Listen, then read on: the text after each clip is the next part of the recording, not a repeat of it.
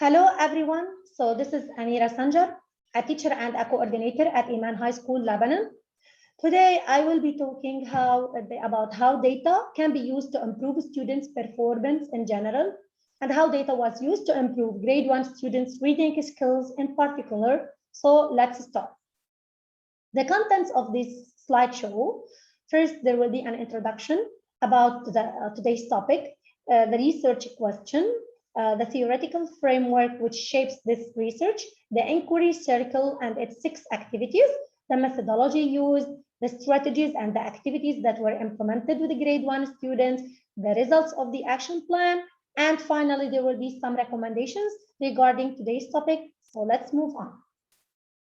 James Baldwin once said, "Not everything that is faced can be changed, but nothing can be changed until it is faced." Actually, Baldwin meant here that we might not be able to achieve all our dreams of change, but that change can't happen unless people collectively acknowledge that there is a problem. So we might not be able to have any change. We might not be able to achieve all our dreams of change if we are not able to acknowledge that there is a problem and to find out more about this problem. So referring to this saying, and because I strongly believe in this saying and this quote, actually I decided to solve the problem that I faced last year by collecting data in order to know more about the problem that we were facing in grade 1, thus finding a solution for this problem. So this study actually was inspired by EduLead benchmark 4, indicator 4.1, which is about collecting, analyzing, and using data, which I have learned a lot about throughout the EduLead program. Sometimes some decisions are made depending on emotions and rancor, and this is absolutely wrong. So in data-driven schools, data-driven decision-making is something substantial for school improvement. And it is about collecting and gathering data in order to find out whether this school is achieving its purposes and its vision. And in data-driven schools, the principal works side by side with the teachers, with the parents, and with the administrators to ensure that all the students achieve and that they are all striving towards a common goal, and whether this goal is being achieved or not. So in data-driven decision-making, data provide us with a quantifiable proof, which will keep the emotions and the rancor out of the process, which is something very important. So referring to what is mentioned, taking into consideration what is mentioned above, and because I strongly believe in data-driven decision-making, I decided to solve the problem that I faced last year with the grade 1 students by collecting data from different stakeholders, using different resources and different methods in order to help the students improve their reading skills, which was something very important before they get up to grade 2. The students were unable to read short texts fluently, although we were in the middle of the school year. So I had to find a solution for this problem with the grade 1 teachers, and I had to collect some types of data in order to help me solve this problem. So in general, in this research, we are going to talk about the effect of data-driven decision-making on grade 1 students' reading skills at Iman High School. Regarding the theoretical framework, actually, although data-driven decision-making is a buzz phrase in educational leadership today, it has deep roots and deep theoretical origins in the organizational theory literature on continuous improvement and learning curves. According to Zangul and Cantor, continuous improvement unceasingly strives to improve the performance of production. And the learning curve is a mean that observes and tracks that improvement. Actually, in the learning cycle, in every period of the learning cycle, the management has to take an action in order to improve the process and to observe the results. And thus, this will help more to learn more about the process and to learn more about the ways to improve this process more and more, furthermore over time. Moving to Mitchell and Herman, which they also talked about data-driven decision-making. And actually, according to them, data-driven decision-making enables the school leaders and teachers to use data to understand the students' academic level and to know where their students are and whether they are achieving their goals or not. It also enables them to establish a targeted, responsive, and flexible action plan.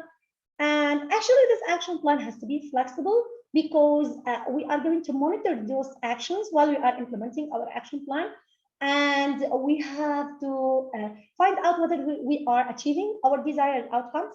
And if we are not, then we have to change some of these actions in order to achieve our goal. Now, in order to talk more about collecting, analyzing, and using data, explain more about that, let's have a look at the inquiry circle and its 6 activities. The inquiry circle was developed by the Amber Institute for School Reforms.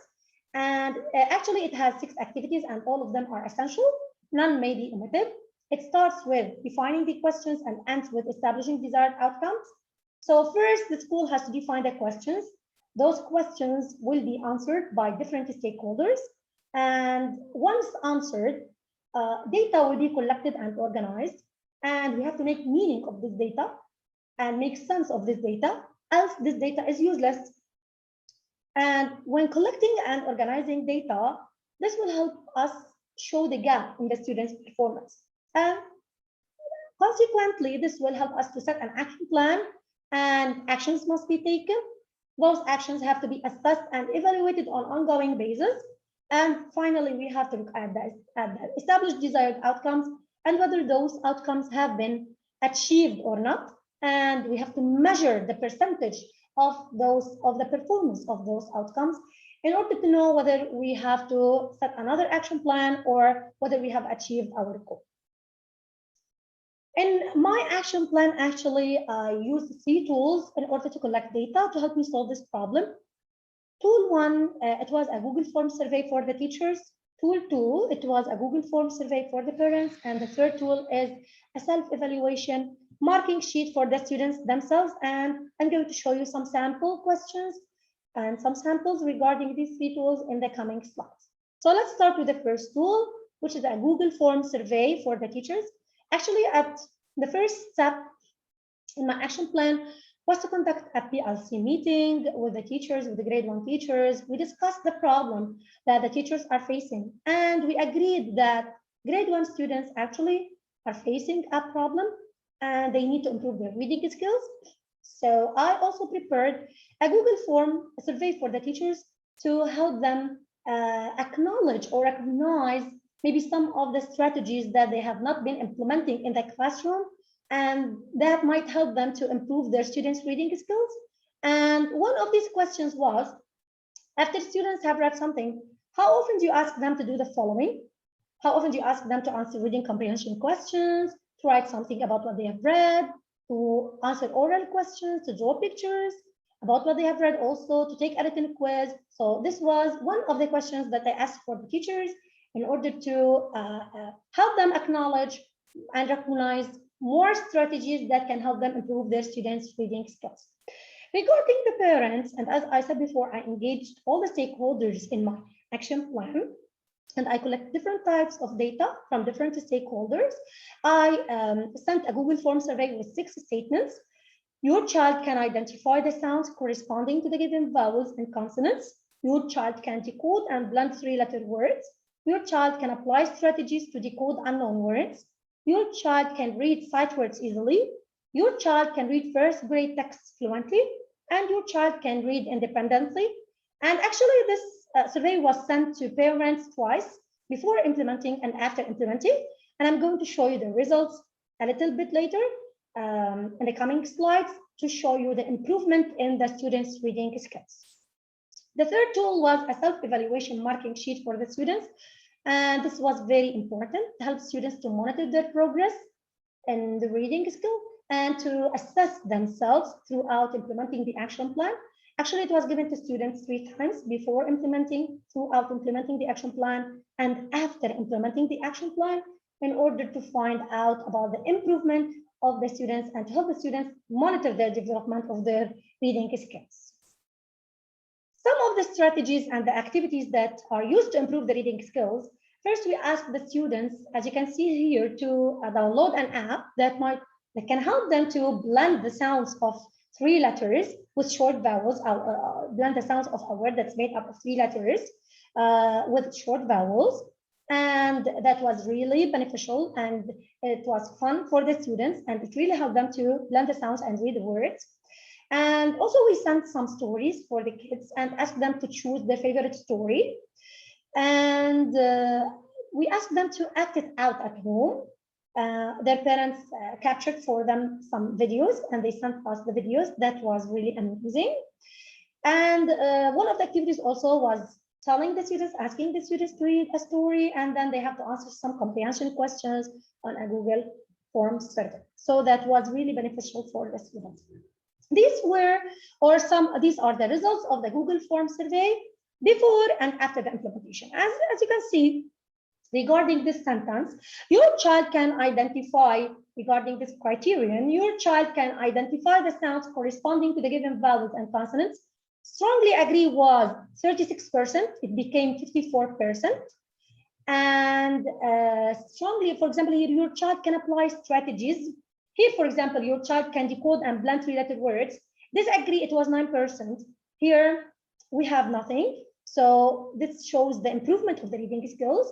Your child can apply strategies to decode unknown words. Here, for example, your child can read sight words easily. It was 42, it became 54. And here it was, your child can read first grade text fluently. It was 92, it became 33. And here your child can read independently. It was 45 agreed, and it became 57% agreed.